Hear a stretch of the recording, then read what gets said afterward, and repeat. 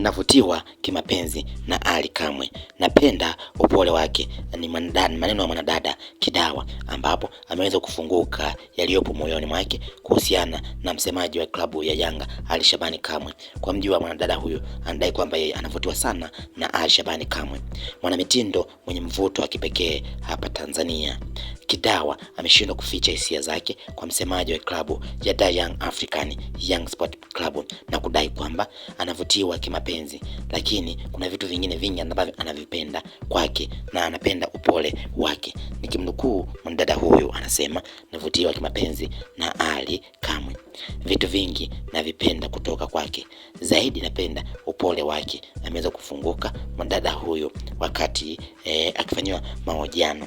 Ikumbuke kwamba Ali Shabani Kamwe ni mtu ambaye aliweza kudumu kwenye ndoa kadhaa, ambazo ndoa zote hazijadumu mpaka sasa, ziliweza kuvunjika. Lakini kwa mwanadada Kidawa, kwake hiyo imeonekana sio shida sana, ila yeye anavutiwa na kuna vitu ambavyo anavivutia kutoka kwake.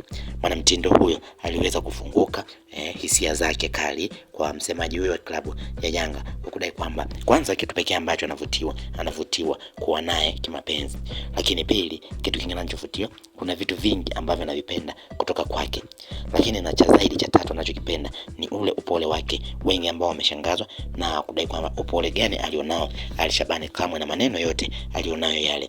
Kumbuka Ali Shabani Kamwe aliingia kwenye ndoa ambayo ilidumu kwa muda mfupi zaidi, kwa kuwa haikuweza hata kumaliza hata mwaka.